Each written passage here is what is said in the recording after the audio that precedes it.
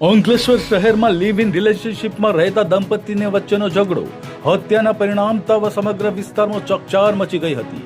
નવા બોરબટા ગામે તક્ષશિલા સ્કૂલ પાછળ બનેલી આ ઘટનામાં ગંભીર રીતે ઈજાગ્રસ્ત થયેલી મહિલાનું સારવાર દરમિયાન મોત નિપજતા પોલીસે હત્યાનો ગુનો નોંધી આરોપીને ઝડપી પાડ્યો હતો. રેણુકાબેન રાઠોડ અને જગદીશભાઈ ઉર્ફે જીગોર રમેશ રાઠોડ છેલ્લા કેટલાય સમયથી લિવ ઇન રિલેશનશીપમાં રહેતા હતા. બંને વચ્ચે કોઈ મુદ્દે ઉગ્ર બોલાચાલી થતા મામલો હિંસક બન્યો હતો. આરોપીએ લાકડાના સપાટા વડે રેણુકાબેનના માથામાં, કપાળ અને મોઢાના ભાગે ગંભીર ઇજાઓ પહોંચાડી હતી. હુમલા બાદ આરોપી સ્થળ પરથી ફરાર થઈ ગયો હતો. ગંભીર હાલતમાં રેણુકાબેનને તેમના માતા પિતા સારવાર માટે સુરત સિવિલ હોસ્પિટલ લઈ ગયા હતા, પરંતુ સારવાર દરમિયાન તેમનું મોત નિપજતા સમગ્ર ઘટનાએ હત્યાનું સ્વરૂપ ધારણ કર્યું હતું. મૃતકના ભાઈએ અંકલેશ્વર એ ડિવિઝન પોલીસ સ્ટેશનમાં ફરિયાદ નોંધાવતા પોલીસે હત્યાનો ગુનો દાખલ કરી સઘન તપાસ શરૂ કરી હતી. ઘટનાની ગંભીરતાને ધ્યાનમાં રાખી ઉચ્ચ પોલીસ અધિકારીઓના માર્ગદર્શન હેઠળ વિશેષ ટીમોની રચના કરવામાં આવી હતી.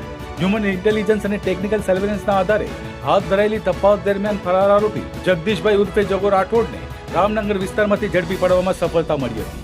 પ્રાથમિક પૂછપરછમાં સામે આવ્યું હતું કે બંને વચ્ચે કામકાજ, જમવા અને પૈસાની લેવડ દેવડ જેવા મુદ્દાઓને લઈને અવારનવાર તકરાર થતી હતી. ઘટનાની રાત્રે પણ આ જ મુદ્દે થયેલા ઝઘડાએ હિંસક વળાંક લીધો અને આખરે એક મહિલાનો જીવ ગયો. પોલીસે આરોપીની ધરપકડ કરી કાયદેસરની કાર્યવાહી હાથ ધરી છે. જ્યારે આ ઘટનાએ લિવ ઇન સંબંધમાં વધતા વિવાદો અને ઘરેલુ હિંસાના મુદ્દે અનેક સવાલો ઉભા કર્યા છે.